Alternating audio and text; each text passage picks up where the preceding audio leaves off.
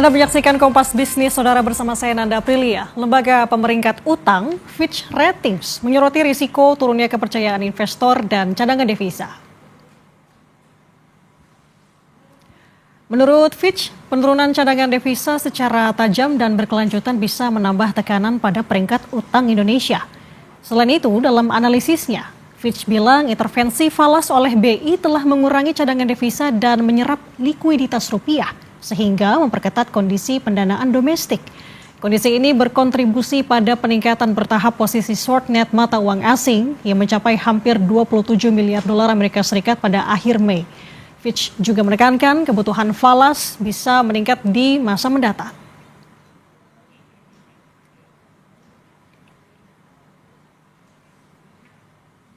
Data dari Gisdor Bank Indonesia pada perdagangan Senin, rupiah kembali ditutup melemah ke level 17.999 per dolar AS. Tinggal 1 poin menuju 18.000.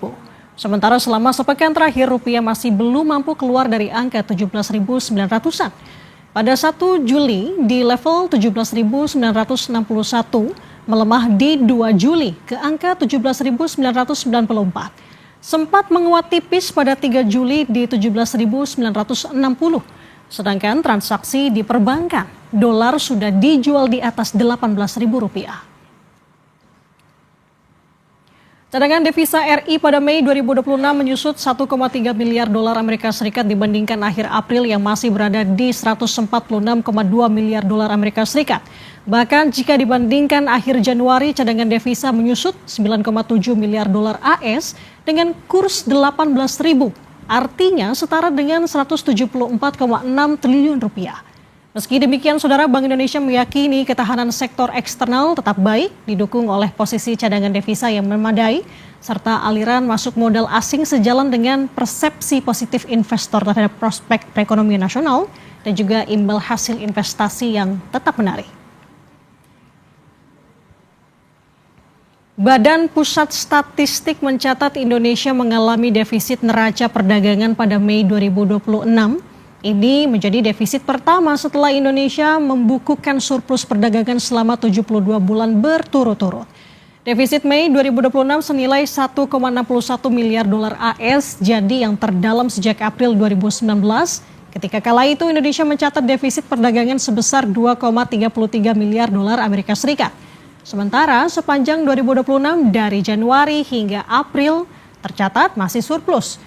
Menurut sejumlah ekonom, patahnya tren surplus neraca perdagangan Indonesia bukan hanya menjadi catatan di atas kertas, tapi kondisi ini memunculkan kekhawatiran baru terhadap daya tahan rupiah.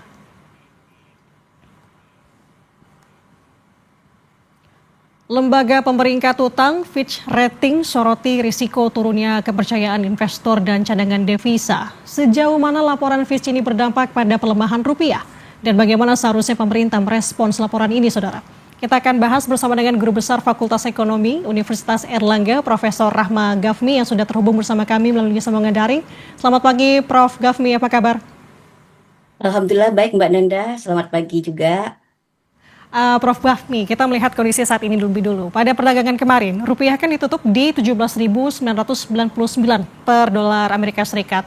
Sebenarnya dari sudut pandang Prof sendiri, seberapa besar sih laporan terbaru Fitch ini mempengaruhi respons pasar sampai dengan gejolak nilai tukar rupiah? Ya, baik Mbak Nanda. Sebenarnya melihat dari laporan terbaru Fitch Ratings ini yang dirilis awal Juli kemarin itu adalah bertindak sebagai pemantik sentimen negatif ya, yang tentunya sangat signifikan Mbak Nanda dalam menekan psikologis pasar gitu ya. Karena ini jelas kemarin kita tahu bahwa penutupan rupiah di sampai menyentuh level psikologis baru di 17.999 itu artinya apa? Itu adalah sudah mendekati level yang sangat krusial, yang sangat mengkhawatirkan sebenarnya. Nah, kalau kita lihat pengaruh laporan Fitch ini terhadap gejolak nilai tukar itu sebenarnya ada 3 poin yang sangat krusial yang kita harus cermati Mbak Nanda. Pertama, kalau kita lihat Fitch ini kan memberikan penilaian sangat mendalam ya mengenai rapuhnya fondasi makroekonomi kita dalam jangka pendek ini. Nah, indikator yang digarisbawahi itu sebenarnya adalah meliputi pengetatan cadangan devisa yang tadi Mbak Nanda sudah bahas, yaitu turun sekitar 4,6% periode Maret sampai Mei kemarin. Nah, pelemahan nilai tukar yang persisten ini termasuk juga arus modal keluar atau capital outflow yang sangat masif, ini juga yang mengkhawatirkan Fed. Jadi ketika lembaga rating internasional itu menyuarakan hal ini, artinya apa? Investor itu cenderung mengambil posisi defensif, Mbak Nanda. Nah, yang kedua, kalau kita lihat, sebenarnya ini sudah kita wanti-wanti kepada pemerintah karena memburuknya tata kelola ekonomi yang dilihat oleh para investor. Ini sebenarnya, Mbak Nanda, adalah poin yang paling memukul kepercayaan market gitu ya. Jadi artinya di sini Fed menyoroti bagaimana peningkatan ketidakpastian kebijakan itu termasuk rencana sentralisasi ekspor komoditas itu yang melalui DSI itu juga termasuk juga kemarin yang sangat ramai itu adalah Undang-Undang P2SK. Ini adalah sebagai risiko yang mengikis kredibilitas policy mix. Nah, ini akan terjadi keraguan pasar terhadap disiplin fiskal yang juga tentunya nanti akan berpengaruh membuat premium risiko investasi di Indonesia meningkat, Mbak Nanda. Nah, inilah tentunya sebagai sinyal risiko downgrade rating kita nanti akan semakin nyata, Mbak Nanda. Kenapa?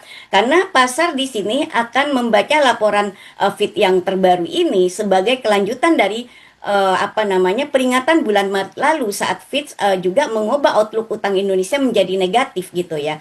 Nah, ini Fitch juga tentunya memperingatkan bahwa tekanan berkepanjangan ini akan mendongkrak biaya pinjaman pemerintah dan juga akan memperbesar peluang penurunan peringkat utang kita yang nanti akan terjadi di masa yang akan datang. Nah, efek multipliernya di market tentunya sangat luar biasa. Kenapa? Karena pengaruh laporan Fitch ini, Mbak Nanda, sudah berkali-kali itu lebih sensitif melihat momentum rilisnya bertepatan dengan defisit neraca perdagangan kita di Mei kemarin itu ya sampai sekarang itu adalah 1,61 miliar dolar US dollar 1,61 miliar US dollar. Nah, ini artinya apa?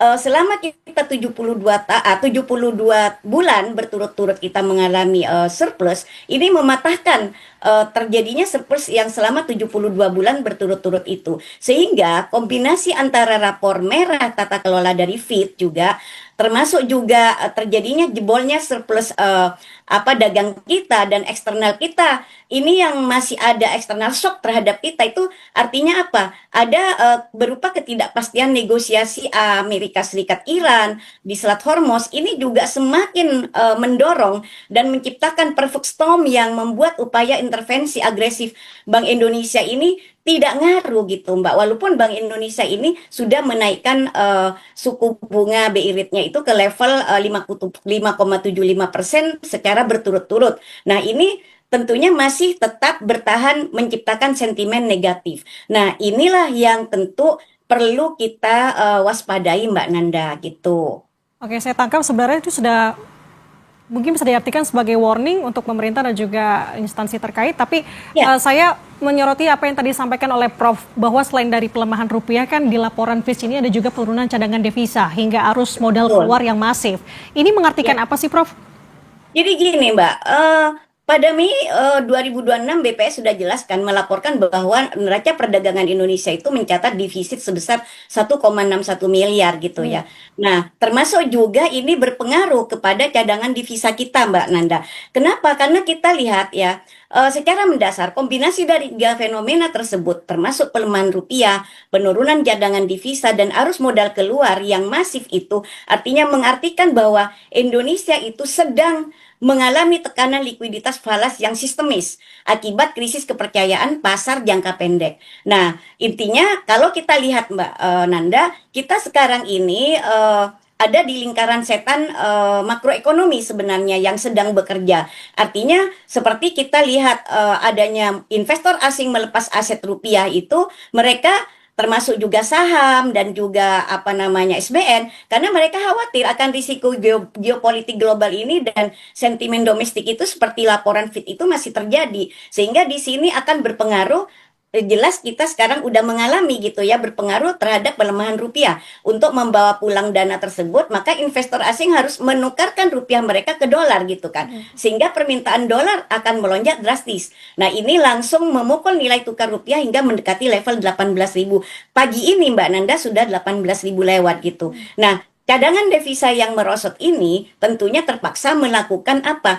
Karena Bank Indonesia ini kan melakukan intervensi agresif di pasar falas, baik itu spot, DNDF maupun pasar SBN, Mbak Nanda. Sehingga dengan menggelontorkan dolar Amerika Serikat dari cadangan devisa untuk menahan agar rupiah itu tidak terlalu jatuh, maka ini juga yang menguras cadangan devisa kita. Namun karena adanya suatu kredibilitas yang kurang dipercaya oleh investor, maka ini yang menyebabkan nanti lama-lama cadangan devisa kita akan tergerus semakin habis. Dan inilah juga semakin meningkatkan risk premium utang kita, Mbak Nanda. Kenapa? Karena di sini kalau cadangan devisa kita itu tergerus habis, ini tentunya artinya apa? Kemampuan atau nafas Bank Indonesia untuk mengawal stabilitas moneter itu ke depan itu semakin terbatas. Nah, tentunya Mbak Nanda ini jika cadangan devisa itu terus terkuras untuk menahan outflow misalnya atau untuk meredam outflow misalnya, maka amunisi Bank Indonesia ini akan menipis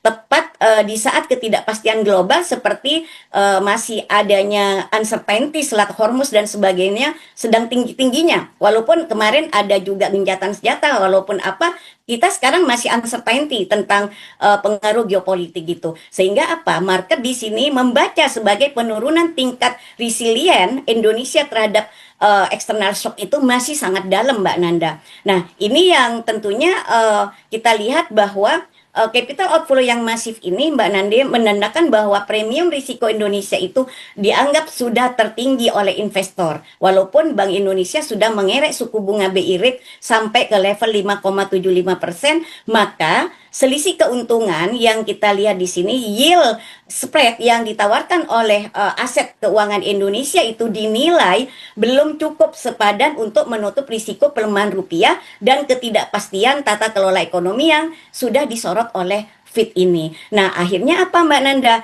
Investor itu lebih memilih memarkir dananya di aset yang sebagai safe haven atau kembali ke Amerika Serikat sebagai flight to quality mereka. Maka market ini artinya apa? Mengartikan bahwa saat ini tidak lagi melihat persoalan rupiah hanya sekadar faktor musiman, Mbak Nanda. Seperti kemarin disampaikan kan ada repatriasi dividen di kuartal 2 gitu kan. Nanti di kuartal ketiga maka akan ada rupiah ini akan menguat dengan sendirinya. Ternyata kan tidak. Nah, ini apa? Ini sebenarnya sebuah tantangan struktural yang serius, Mbak Nanda. Jadi sentimen pasar itu sekarang beralih dari risk on ya ke risk off gitu, Mbak Nanda, secara ekstrim terhadap aset-aset Indonesia. Ini yang sangat krusial sekali dan tentunya ini pemerintah sudah harus bersikap yang bagaimana kalau saya nilai, Mbak Nanda, kredibilitas itu lebih mahal daripada mata uang itu sendiri gitu, Mbak Nanda. Oke, saya tangkap ini tantangan bagi struktural dan kita berbicara mengenai resiko penurunan peringkat utang. Apalagi yang mungkin akan terjadi dari laporan Fitch ini. Tapi kita tahan dulu, Prof. Gafmi, kita akan kembali usai jeda. Tetaplah bersama kami di Kompas Bisnis, Saudara.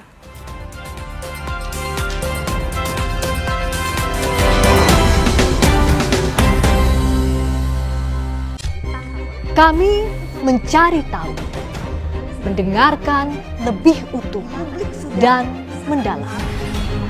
Kami mempertanyakan rasa keadilan. Klarifikasi. Masa kita saling melengkapi bisa menyuarakan apa yang menjadi rosonya publik. Kami, Rosi, Ruang OPD. Sumber informasi.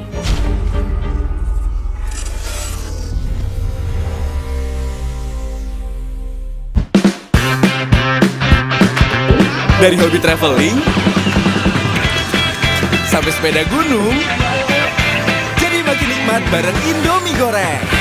Bikin hidup senikmat Indomie goreng. Saraf sehat bikin aktivitas jadi lebih nyaman. aduh kebas, kesemutan. Hemavito Neuroforte, obati kebas dan kesemutan akibat kurang vitamin neurotropik. Hemavito Neuro, untuk cegah datang lagi. Hemavito Neuroforte obati, Hemavito Neuro cegah. Dari Hemavito dipercaya sejak 1977. menanti waktu rehat di siang hari dengan sejumlah informasi. KPK membenarkan pihaknya melakukan operasi tangkap tangan. KPK juga menyita sejumlah uang dalam mata uang rupiah. Mengikuti sumber berita yang selalu menginspirasi. Kreativitas tanpa batas ini ditunjukkan oleh sekelompok pengrajin ibu-ibu yang ada di kota Makassar. Kompas Siang, setiap hari pukul 11 siang, live di Kompas TV. Didukung oleh Mau pesen 2, yang pertama fokus bisa berkurang karena gejala sakit flu. Bersin-bersin karena flu, minum Ultra Flu. Efektif meredakan flu dan sakit kepala. Untung ada Ultra Flu, flu reda, lega rasanya. Dengan kemasan baru, Inasua, hidangan fermentasi ikan khas masyarakat Teon Nila Serua di Maluku, menyimpan jejak sejarah dan identitas budaya yang terus dijaga hingga kini. Dari resep warisan leluhur hingga inovasi produk masa kini, Inasua menjadi simbol ketahanan dan kebersamaan masyarakat TNS. Bagaimana upaya pelestarian kuliner tradisional ini di tengah perubahan zaman? Mata Indonesia, Selasa 7 Juli, pukul 9:30 pagi di Kompas TV. Dipersembahkan oleh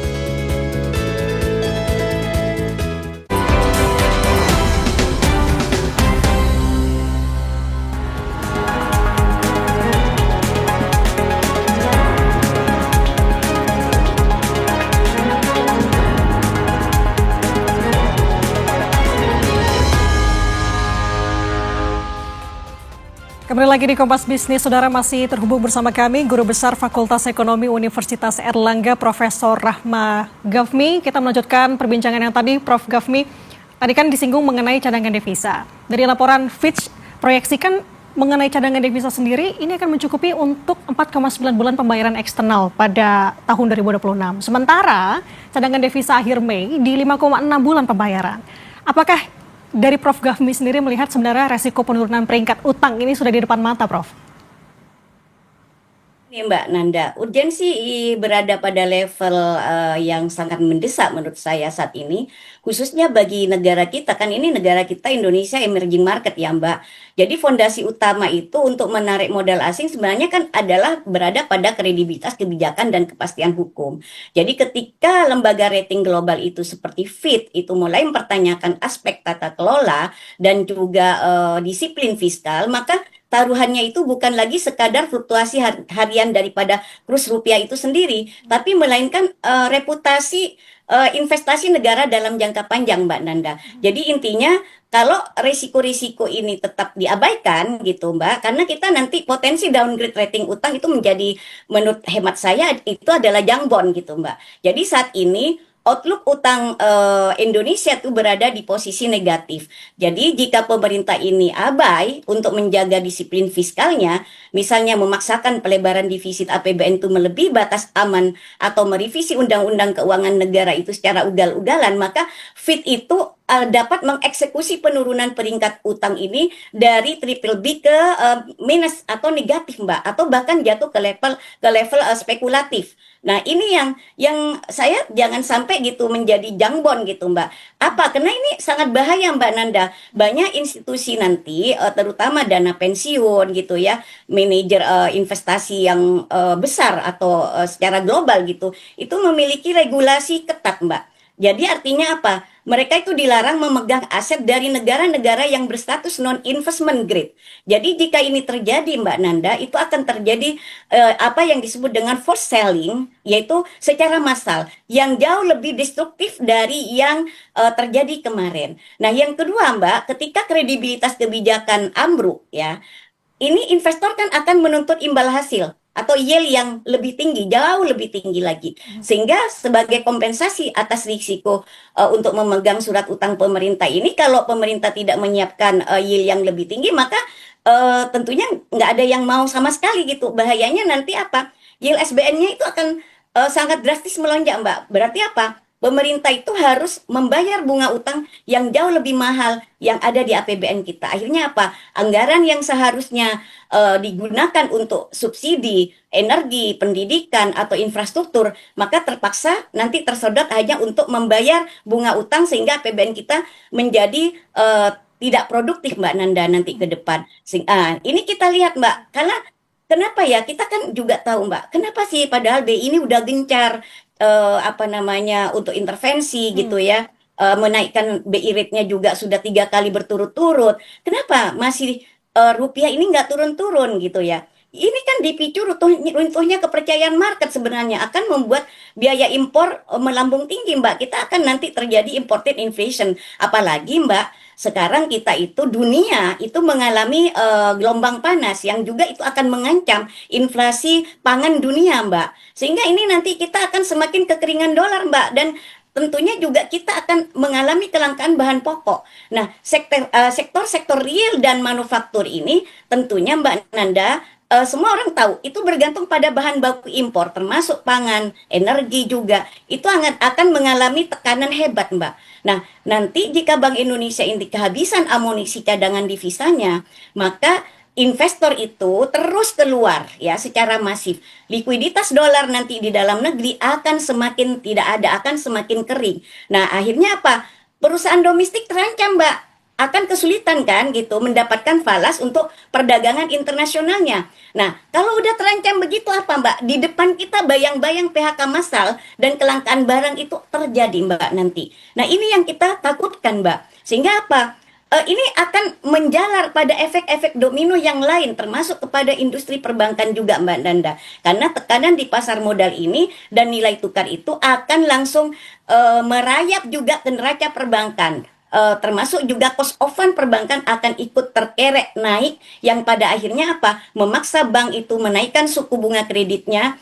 Kalau suku bunga kredit naik maka NPL-nya juga berpotensi melonjak. Sehingga apa, Mbak? Kredit macet akan tinggi nanti karena pelaku usaha udah kesulitan membayar cicilan utangnya kan, seiring dengan melambatnya ekonomi. Maka inilah nanti juga akan merembet lagi, mengancam stabilitas sistem keuangan secara keseluruhan. Maka ini tidak bisa kita menganggap selalu mengatakan resilient terus. Tapi apa yang harus dilakukan secara konkret? Maka kita harus mengembalikan kredibilitas ini kepada market, Mbak. Terutama adalah tata kelola good governance fiskal kita dan kepastian hukum. Kepastian hukum itu harus diiringi dengan teknokrasi dan bagaimana juga meritokrasi, Mbak. Ini yang dibaca oleh investor. Jadi investor ini sangat takut, Mbak, sekarang. Karena apa? Langkah emergensi yang dinanti pasar itu, yang dinanti market itu, sekarang market itu tidak butuh intervensi verbal, Mbak. Tapi investor itu menunggu sinyal konkret dari Kementerian Keuangan, otoritas terkait berupa apa? Komitmen tegas untuk menjaga defisit APBN itu tidak sampai melonjak di atas 3%. Termasuk juga transparansi penuh terkait rencana Badan Komoditas Baru DSI, Mbak. Ini juga mengancam, Mbak, sehingga ini semua complicated, Mbak Nanda, gitu. Okay. Berarti Prof, kita pertegas lagi di sini. Tadi Prof kan bilang harus ada langkah konkret di sini. Jadi apa yang sebenarnya perlu dilakukan oleh pemerintah dan juga BI? Karena dalam analisisnya saya singgung lagi, dari laporan Fitch kan bilang intervensi BI telah mengurangi cadangan devisa dan menyerap likuiditas rupiah sehingga memperketat kondisi pendanaan domestik. Sementara kebutuhan falas bisa meningkat di masa mendatang. Jadi apa yang perlu harus dilakukan pemerintah dan juga BI, Prof? Ya, Mbak Nanda. Jadi gini, kalau kita ingin kalau hemat saya, untuk sementara pemerintah ini menyampingkan ego sektoralnya dulu. Jadi mari kita memberikan suatu kepastian hukum kepada para investor di market kita ini, apa yang langkah konkret yang perlu ditunjukkan. Dan kalau misalnya ada perubahan undang-undang dan sebagainya yang memicu adanya kepercayaan market ini semakin dalam, maka itu ditunda dulu. Karena saat ini belum waktunya. Jadi kita momentum itu belum tepat pada kondisi kita berada pada tekanan-tekanan baik itu eksternal maupun domestik. Yang selama ini memang investor itu Mbak, kalau di pasar keuangan, Mbak, itu beda, Mbak, dengan kalau kita menarik misalnya foreign direct investment ya, Mbak. Kalau foreign direct investment itu kan membangun pabrik, Mbak. Kalau misalnya ada faktor cuaca seperti badai geopolitik misalnya seperti itu kalau kita kuat di sektor real, Mbak, kan tidak mudah investor itu untuk lari keluar gitu. Tapi karena kita ini masif di lembaga artinya di portofolio, maka itu sangat memudahkan. Maka nanti ke depan yang saya tekankan, bagaimana menarik foreign direct investment setinggi-tingginya di Indonesia untuk membuat buffer supaya kita itu ada hantaman apapun, kalau sektor real kita itu kuat, maka ini juga akan mendongkrak, jangan sampai juga terjadi defisit neraca perdagangan kita. Nah, kenapa kita sampai mengalami defisit neraca perdagangan? Karena sektor real kita nggak kuat, Mbak.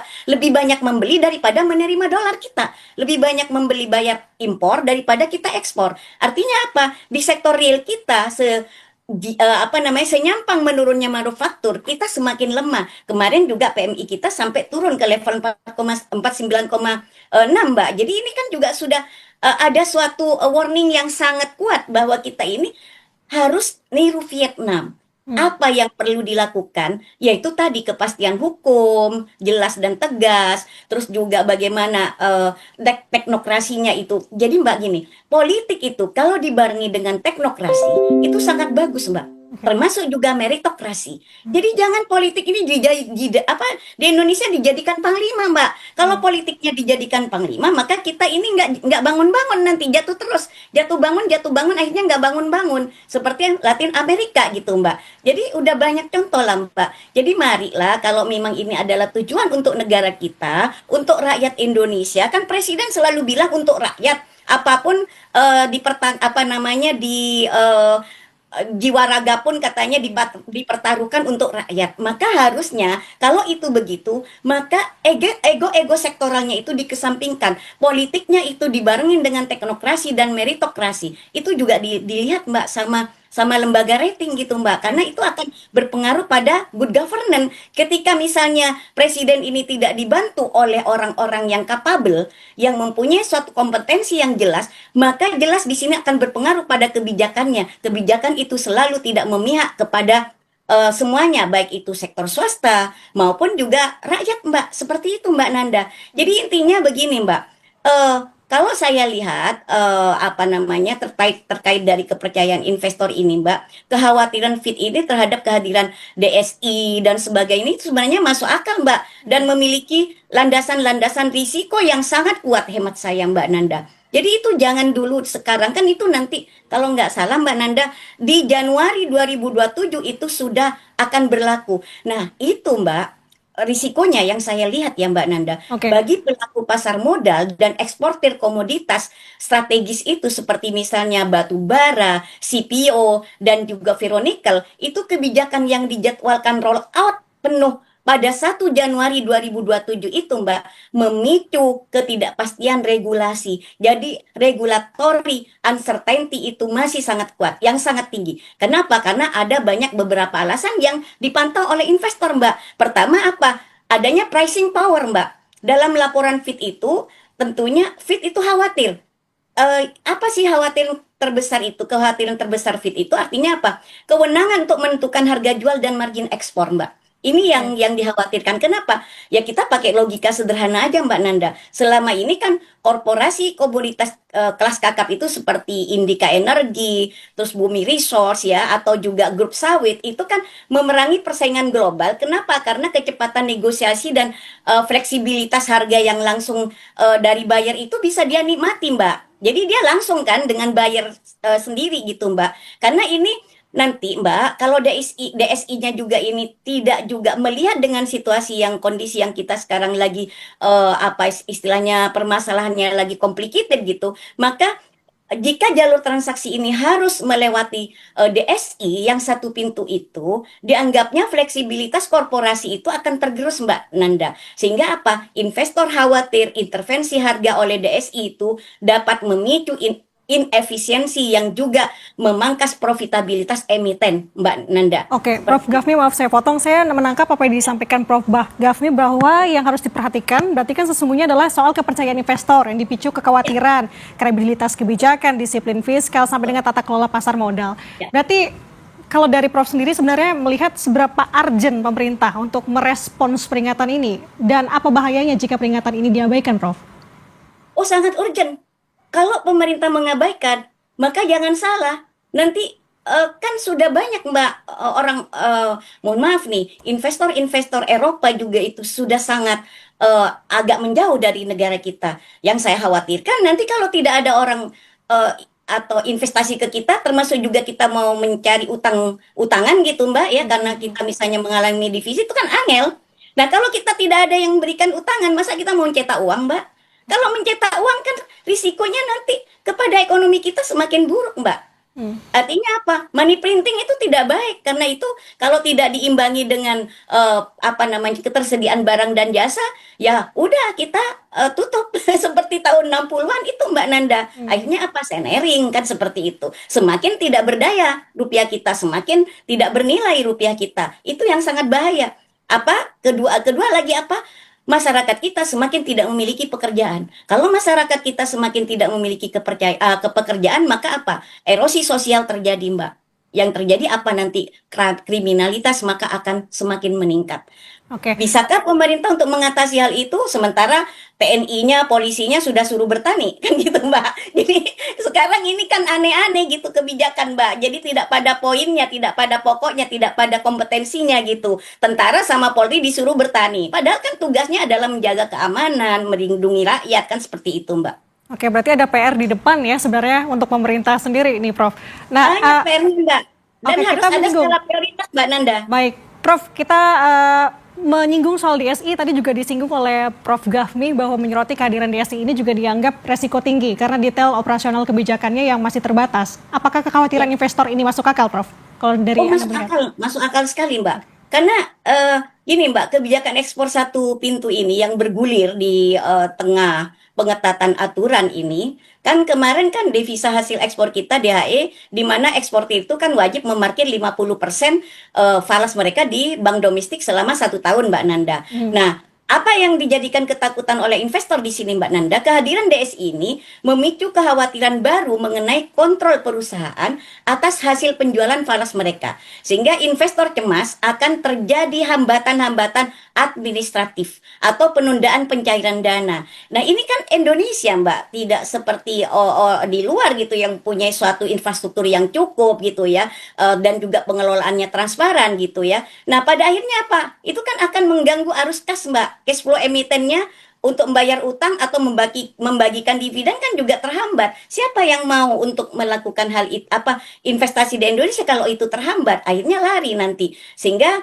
juga ada emiten-emiten komoditas pasar yang besar itu, Mbak, akan membangun reputasi dan juga kontrak jangka panjang dengan pembeli, misalnya di Cina, India, Jepang, misalnya selama puluhan tahun. Maka ketika DSI diposisikan sebagai eksportir utama, itu kan mengkonsolidasikan transaksi kontrak, ada risiko hilangnya kendali perusahaan atas hubungan pelanggaran. Nah, ini yang dikhawatirkan oleh investor, termasuk juga Mbak Nanda, sekarang kita itu memang kalau lihat fit secara spesifik gitu ya Mbak Nanda, itu kan menggarisbawahi bahwa mekanisme itu belum transparan. Jadi ketidakpastian mengenai besarnya biaya administrasi yang akan ditarik oleh DSI, bagaimana pembagian marginnya juga, termasuk bagaimana kesiapan infrastrukturnya juga, infrastruktur logistik terutama, itu membuat pelaku pasar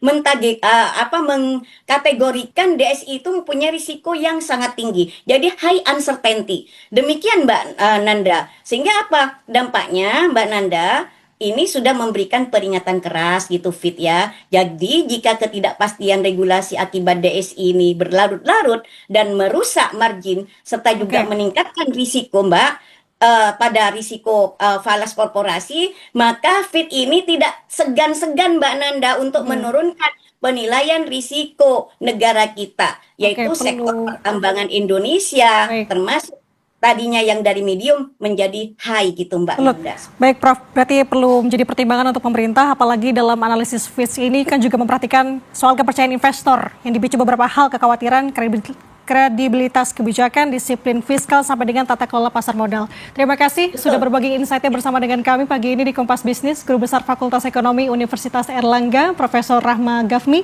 Terima kasih Prof, sehat selalu, selamat pagi. Terima kasih Mbak Nanda. Saudara tetaplah bersama kami akan kembali.